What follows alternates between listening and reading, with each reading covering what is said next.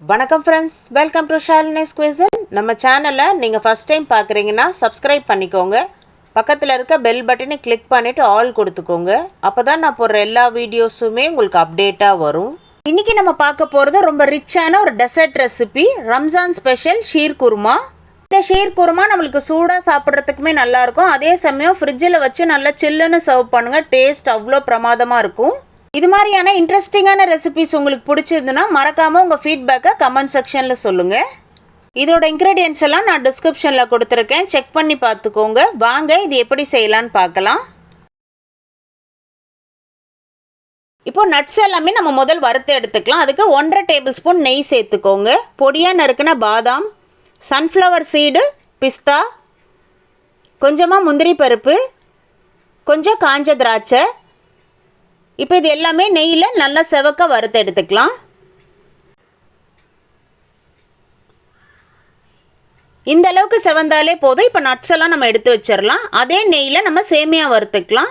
இந்த மாதிரி நல்ல மெலிசான சேமியா எடுத்துக்கோங்க. ரம்ஜான் சீசனில் இது ரொம்ப ஈஸியாகவே கிடைக்கும், ஆனால் சூப்பர் மார்க்கெட்ஸில் தான் இருக்கும். இப்போ இது நல்லா செவக்க வறுத்துக்கலாம். சேமியா நெய்யில் இந்த அளவுக்கு வறுத்தாலே போதும். இப்போ நம்ம தனியாக எடுத்து வச்சுக்கலாம். இந்த ஷீர் குருமா செய்யறதுக்கு நான் 3/4 லிட்டர் பால் எடுத்திருக்கேன். இப்போ இது பால் நல்லா பொங்கி வரட்டும்.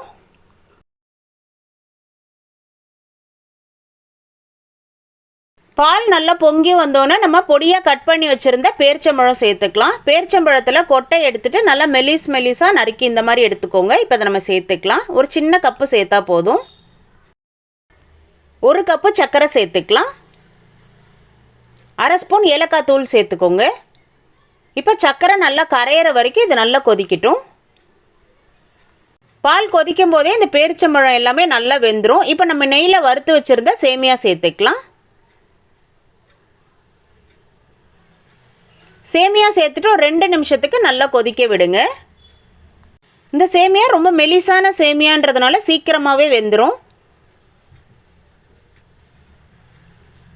இப்போ நெய்யில் நம்ம வறுத்து வச்சுருந்த எல்லா நட்ஸையுமே சேர்த்துக்கலாம்.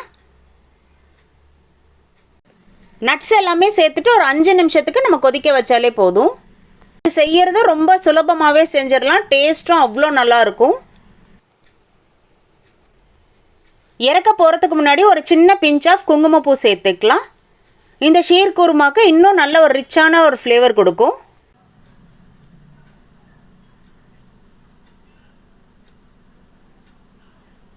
அவ்வளோதான், நல்லா சூப்பராக ரெடி ஆயிடுச்சு பாருங்கள். Ramzan special recipe sheer kurma.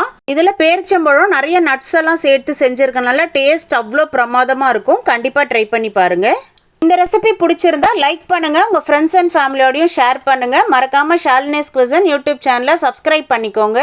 பக்கத்தில் இருக்க பெல் பட்டனை கிளிக் பண்ணிவிட்டு ஆல் கொடுத்துக்கோங்க. அப்போ தான் நான் போடுற எல்லா வீடியோஸுமே உங்களுக்கு அப்டேட்டாக வரும். எப்படி இருந்துன்னு கமெண்ட்லேயும் சொல்லுங்கள். தேங்க்ஸ் ஃபார் வாட்சிங்.